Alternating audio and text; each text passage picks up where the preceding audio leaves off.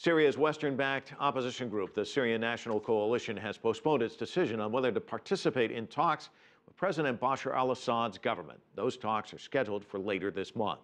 As CCTV's Natalie Carney discovered, the group is having trouble reaching a consensus.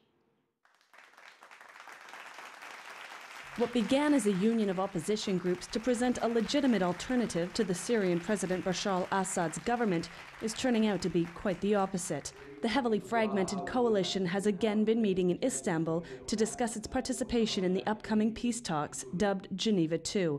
Yet sharp disagreement amongst its members continues to push back the decision. The Syrian National Council, the largest group within the umbrella organization, has rejected the January 22nd meeting, saying the Assad government must be willing to leave, a demand Damascus fully rejects.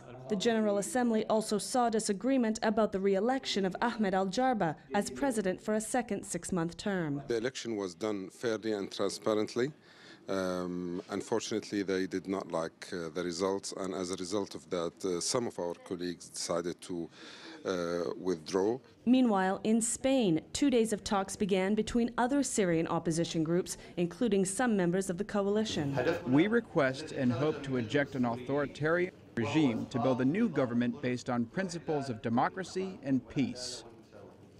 Back in Syria, the war is being taken to new levels as rival opposition groups, some linked to al-Qaeda, fight each other for control of pockets across the country. A marked difference from the simple street protests that sparked the beginning of the uprising in March of 2011. We believe that the Assad regime is the source of all terrorism in Syria and in the region as well.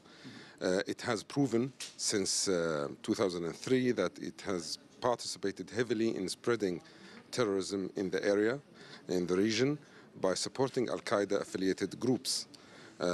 So in our view, Assad regime is not only the source, but it also backed the al-Qaeda affiliated groups as well. It's a critical time for Syria. Even if these Geneva talks do go forward, which would require the participation of the Syrian National Coalition, there's already doubt about it achieving any real results. The lack of any political and military unity amongst the opposition is pushing the country farther away from any possible solution and farther away from producing any viable alternative to the Assad government.